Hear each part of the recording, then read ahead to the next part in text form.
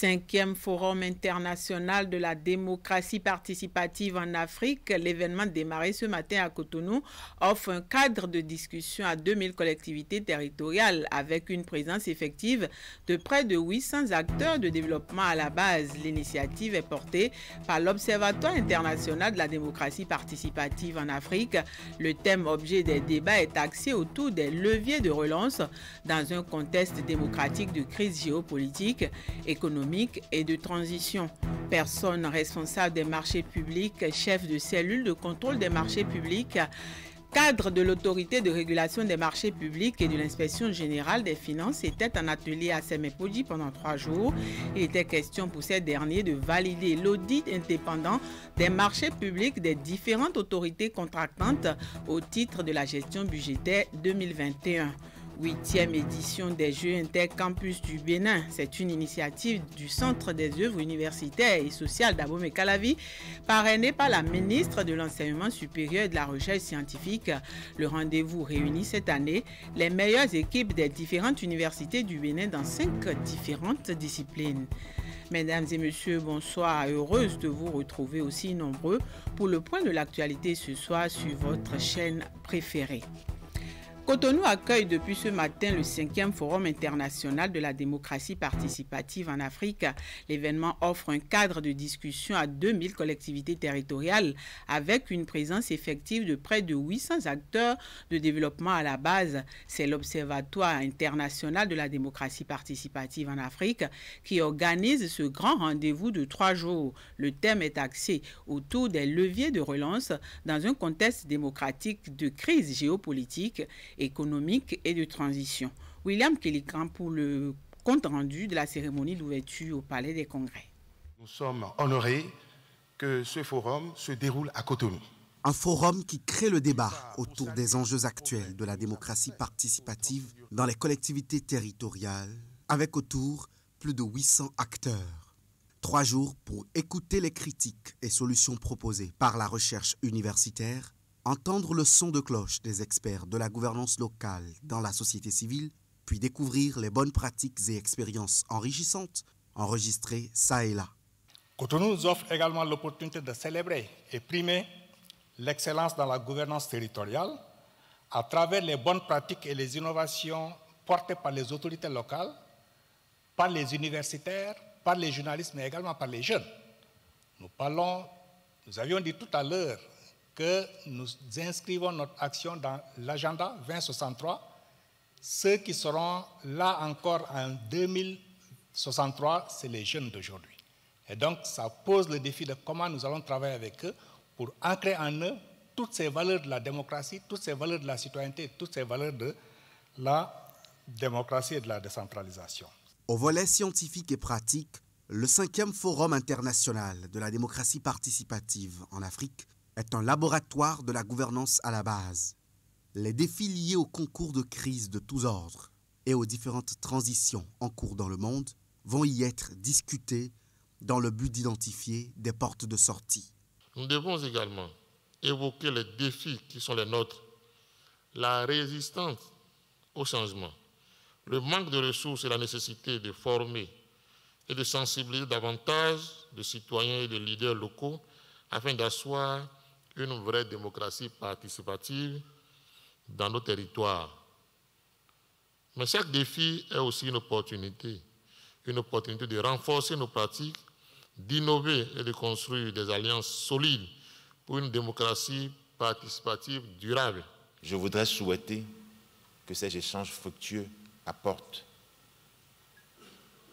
encore plus de consolidation, encore plus de prise en compte des aspirations profondes des populations qui sont liées à cette gouvernance locale et qui sont par cette gouvernance locale liées à la gouvernance générale des États et des nations.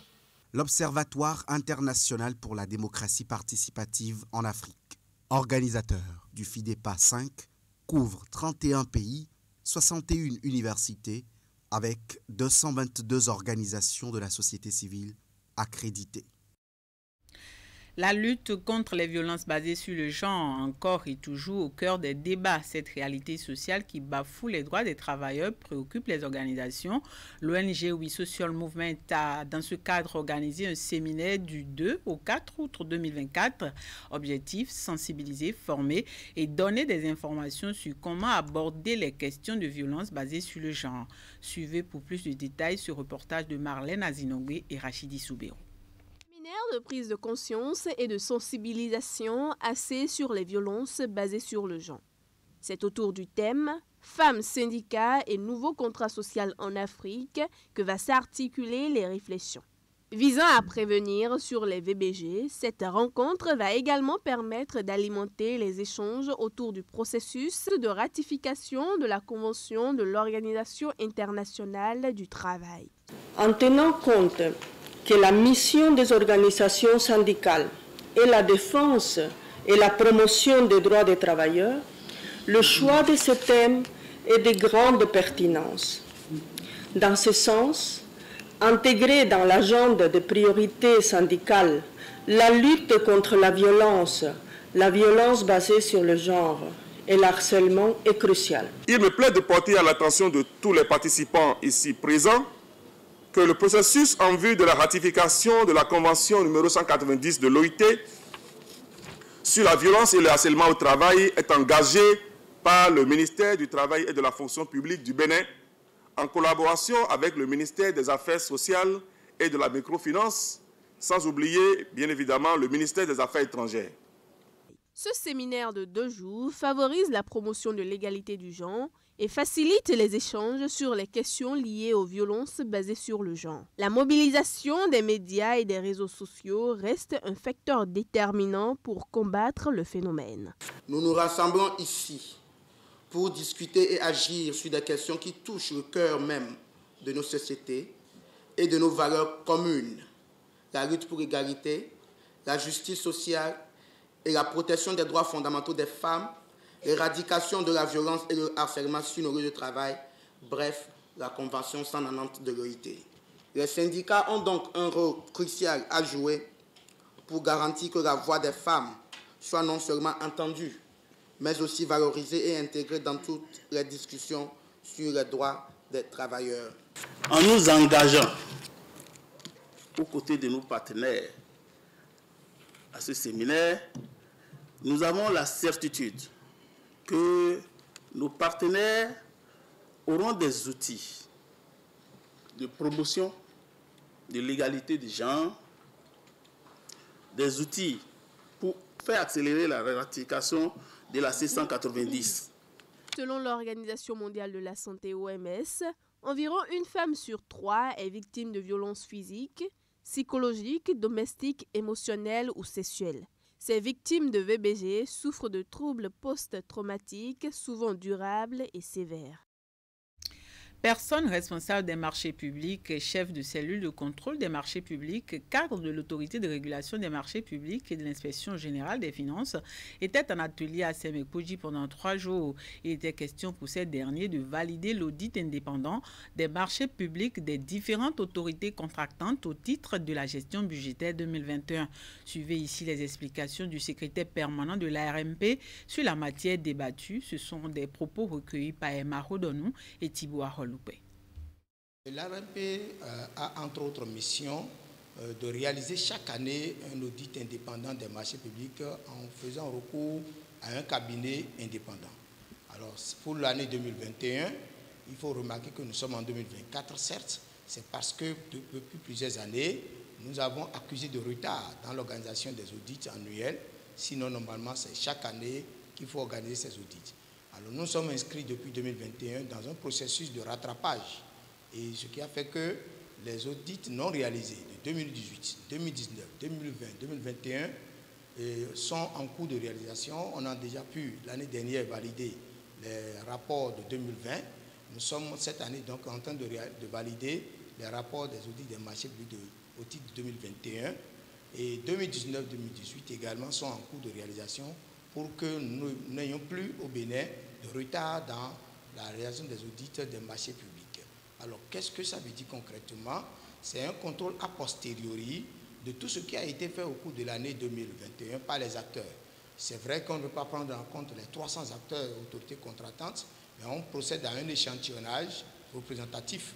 Et donc, c'est cet échantillon qui a été pris en compte par le cabinet, qui a passé au peigne fin les marchés de travaux, de fournitures, de services et de prestations intellectuelles qui ont été passés pour vérifier la conformité donc, des procédures qui ont été mises en œuvre par rapport à la réglementation d'une part, et d'autre part de vérifier si les réalisations, à travers la matérialité des réalisations, est conforme à ce qui a été commandité par l'État. Et donc, au terme des travaux du cabinet, les rapports ont été présentés aujourd'hui aux acteurs qui, une deuxième fois, doivent faire leur contre-observation. Et durant les 3 jours de travaux, ces acteurs ont pu comprendre ce qu'on leur a reproché, apporter les contre-observations possibles, appuyer des preuves qui seront analysées avant que le rapport définitif ne soit présenté au Conseil de régulation pour que le Conseil se prononce là-dessus, procède à la détermination d'un plan stratégique pour la prise en compte des recommandations du cabinet pour améliorer le système et éventuellement s'autosaisir en matière disciplinaire pour connaître des cas d'irrégularité suffisamment graves pour que les acteurs concernés puissent s'expliquer devant l'organe de régulation pour que désormais ces pratiques ne se répètent plus.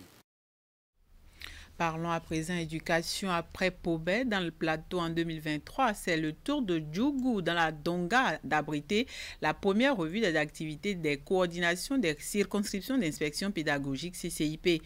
Ouverte ce mardi 6 août 2024 par le ministre Yves Chabi-Kwaro, cette revue va permettre au corps d'encadrement de faire le bilan des activités menées, d'analyser les goulots d'étranglement tout en formulant des recommandations afin que les résultats escomptés dans le sous-secteur des enseignements secondaires soit atteint au grand bonheur des acteurs de l'éducation. Abdou Sabi Idrissou pour nous en dire plus. Ce que vous faites ici est capital pour le devenir de notre sous-secteur. L'amélioration des performances des structures du ministère des enseignements secondaires, techniques et de la formation professionnelle. Au cœur de ces assises de Djougou, c'est la première revue des activités des coordinations des circonscriptions d'inspection pédagogique du ministère au titre de l'année 2024. Pendant 6 jours, ces membres du corps d'encadrement pédagogique vont évaluer la mise en œuvre des lettres de mission des inspecteurs coordonnateurs. Au cours de ces quelques jours de travail, nous échangerons sur notre bilan du premier semestre de 2024, sur des communications et bénéficieront du renforcement de capacités. Par ailleurs, le nouveau positionnement de l'IGPM et des CCIP dans l'architecture des structures de notre ministère nous invite à des responsabilités plus grandes. Mesdames et Messieurs les coordonnateurs et des circonscriptions d'inspection pédagogique, grâce à votre expertise et à votre expérience, vous veillez à la mise en œuvre des directives nationales en matière d'éducation et de formation. Votre mission est de garantir dans nos établissements scolaires un enseignement de qualité, conforme aux standards nationaux et internationaux. Cette rencontre bilan qui revêt une importance capitale s'inscrit dans le cadre de la gestion axée sur les résultats et la mise en œuvre du plan de travail annuel 2024 du dit ministère. Depuis quelques années, notre système éducatif est engagé dans un processus de transformation qualitative. De nombreuses réformes ont été entreprises par le gouvernement béninois en vue d'inscrire notre système éducatif dans une dynamique de l'amélioration continue des acquis. C'est pourquoi je me réjouis des résultats scolaires de ces dernières années auxquels vous contribuez énormément, même si l'enthousiasme reste incomplet, tant qu'il existe des pleurs d'échecs enregistrés ici et là. Plusieurs communications sont prévues dans le cadre de cette revue. Il s'agit entre autres du fonctionnement des coordinations des circonscriptions d'inspection pédagogique et la préparation des journées pédagogiques de pré-rentrée 2024-2025. Coordination des circonscriptions d'inspection pédagogique. L'élaboration du bulletin communautaire de performance des objectifs de développement durable dans le sous-secteur de l'éducation est effective dans sa mise en œuvre pour le compte de la ville de Cotonou. Un atelier est organisé ce mercredi à la salle de conférence de la mairie de Cotonou. Il était question de former toutes les parties prenantes intervenant dans la mise en œuvre de ce projet. La rencontre est organisée par le réseau des ONG pour les objectifs de développement durable et l'Association nationale des communes du Bénin. Ce que vous faites ici est capital pour le devenir de notre sous-secteur. Le projet d'élaboration du bulletin communautaire de performance des objectifs de développement durable entre dans sa phase opérationnelle pour le compte de la ville de Cotonou. Ce mercredi 7 août 2024, le réseau des ONG pour les objectifs de développement durable lance officiellement la formation des parties prenantes sur la démarche s'inscrivant dans ce cadre. Le rendez-vous de Cotonou fait suite à ceux de Dassazoumé et des Agégués. La mission éducative est une mission essentielle qui incombe à tous les acteurs de notre société. Les enfants sont les adultes de demain. Mieux les éduquer aujourd'hui, demain, ils seront des citoyens responsables. Permettez-moi, au début de cette intervention, de vous faire part de mon grand intérêt pour la présente activité qui participe de la mise en œuvre du principe de redevabilité contenu dans l'agenda 2030 adopté par les États membres de l'ONU en septembre 2015 en vue de la mise en œuvre réussie des cibles des ODD à l'horizon 2030. Depuis 2018, le gouvernement du Bénin a retenu 49 cibles prioritaires sur les 169 pour la réalisation de l'agenda 2030 des objectifs de développement durable. Dans le sous-secteur de l'éducation, l'une des 10 cibles prioritaires pour la ville de Cotonou, il est question d'éliminer d'ici 2030 les inégalités entre les sexes et d'assurer l'égalité d'accès des personnes vulnérables, y compris les personnes handicapées. L'atelier qu'organise le réseau des ONG pour les objectifs de développement durable en collaboration avec l'Association nationale des communes du Bénin vise donc à faciliter l'accélération de la mise en œuvre des dites cibles prioritaires à Cotonou. En plus d'être un outil de redevabilité, le BCP facilite l'entente et la compréhension entre les prestataires et les usagers ou bénéficiaires des services publics autour des défis à relever. Il contribue également à l'amélioration de la gestion, de l'accès, de la qualité des services et par conséquent de la prestation générale des services. À partir du rapport diagnostic qui sera présenté au cours des travaux de cet atelier, les parties prenantes auront à définir les stratégies à mettre en œuvre. Le réseau des ONG pour les objectifs de développement durable a pour mission d'accompagner et suivre les politiques et programmes de développement du gouvernement béninois sur les objectifs de développement durable. 4e réunion transfrontalière de lutte contre le charbon bactéridien entre le Bénin et le Togo. La rencontre a réuni à Parakou les acteurs impliqués dans cette lutte. Ces assises ont servi de cadre pour faire le bilan de plusieurs années de mise en œuvre de ce projet.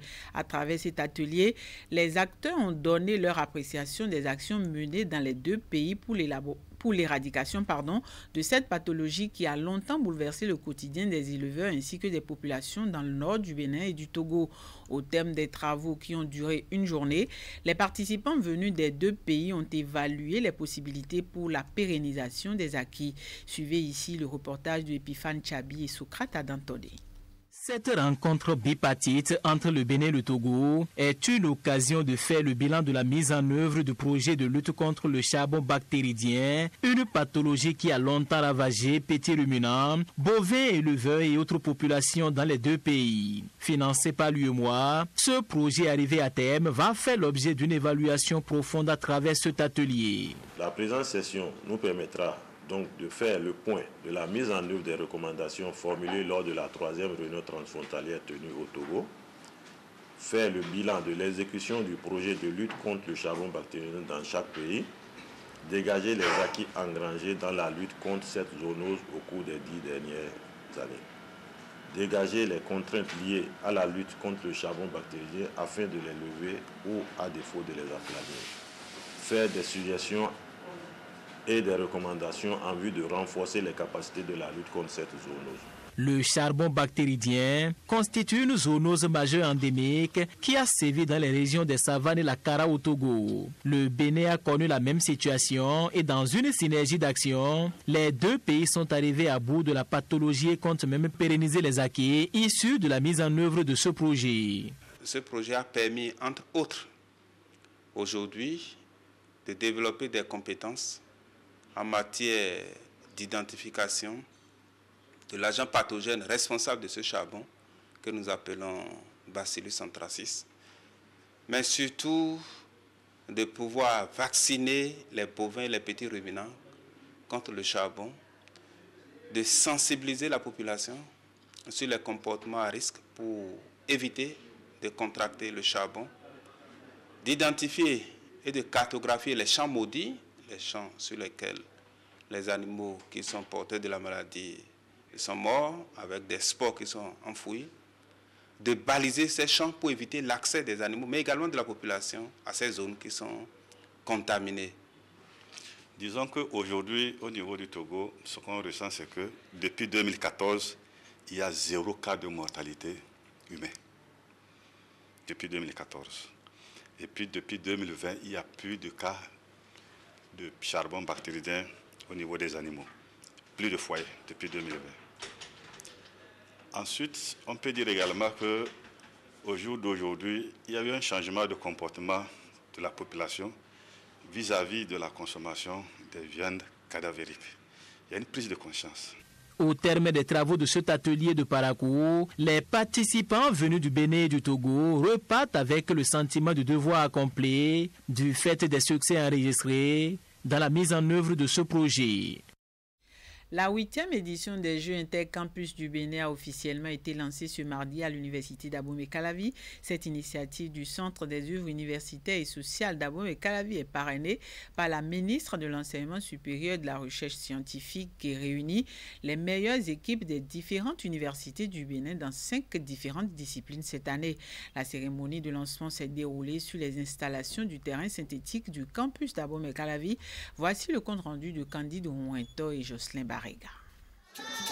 14 différentes délégations issues des différentes universités du Bénin sont réunies ici à l'université d'Abomey-Calavi pour environ une semaine de compétition. C'est la 8e édition des Jeux Intercampus, une compétition organisée chaque année par le Centre des œuvres universitaires et sociales d'Abomey-Calavi. Contrairement aux autres éditions, les Jeux paralympiques s'invitent au rendez-vous de cette année. Nous avons des talents cachés dans nos centres universitaires que nous voulons faire découvrir à tout le peuple béninois. C'est pour ça que cette année, nous avons invité les responsables de fédération pour qu'ils viennent détecter les talents. Mais la grande particularité, ce sont nos étudiants en situation de handicap qui s'intègrent totalement aux Jeux Intercampus. Nous avons démarré cette année et nous le ferons les années prochaines. Pour leur première apparition aux Jeux Intercampus, les personnes en situation de handicap vont se mesurer dans les disciplines du goalball et du handi-basketball. Pour les habitués de la compétition, ils ont droit aux disciplines classiques, à savoir le basketball masculin et féminin, le handball et le football masculin. À cela s'ajoute le Scrabble. Je voudrais que le fair play soit votre leitmotiv et que les jeux se passent très bien. Par ma voix, tous les étudiants ici présents s'engagent à faire preuve de fair play le long de tous les matchs, de toutes les compétitions qui se dérouleront lors de ces Jeux. À l'issue des 5 jours de compétition, les 3 meilleures équipes dans les différentes disciplines seront distinguées avec des médailles, des ballons et des trophées. Les meilleurs joueurs, buteurs et gardiens seront aussi primés. Pour les équipes qui ne seront pas sur les différents podiums, elles repartiront avec des lots de consolation. En encore du sport avant de clôturer cette édition. Le directeur départemental des sports de l'Atlantique et du littoral et les autorités de la commune de Ouidah ont procédé au lancement du tournoi entre arrondissements sur le gazon synthétique du complexe sportif de la ville. L'arrondissement 1 s'est incliné face à son homologue de l'arrondissement 2 par le score d'1-3. Suivez le reportage de Jules Etcho présenté par Maël Belot. Voici l'acte qui justifie le coup d'envoi du tournoi inter-arrondissement par le directeur départemental des sports Atlantique Littoral. Sur le gazon synthétique du complexe sportif dans la commune de Ouidah, l'arrondissement 1 jouait son homologue de l'arrondissement 2. Une partie de jeu bien entamée par les Noirs de l'arrondissement 2 qui mettaient la pression pour s'offrir les 3 points de la partie. Ce qui se concrétise avant la pause par un écart d'1-0. Après les 10 minutes de repos dans les vestiaires, le jeu reprend de fort belle manière, toujours pour les jeunes de l'arrondissement 2, qui marquent coup sur coup 2 buts, en parallèle à leurs adversaires de l'arrondissement 1 qui ont réduit le score en inscrivant qu'un seul but avant la fin de la rencontre. Les défenseurs ne donnent pas bien les passes. Et s'ils voient là, ils ne jouent pas avec leurs équipes, ils jouent comme ils veulent. Quand l'autre a la possibilité de frapper, l'autre dit de laisser, lui va jouer. Donc il fait ce que c'est eux qui vont marquer. On n'a pas bien joué, on n'arrive pas à garder le ballon dans les pieds, on jette ça. La politique du gouvernement étant de détecter les talents dans plus de 3 disciplines, l'organisation de ce tournoi permet aussi d'amuser ces jeunes enfants. Une idée fortement soutenue par le conseil communal de la ville. Après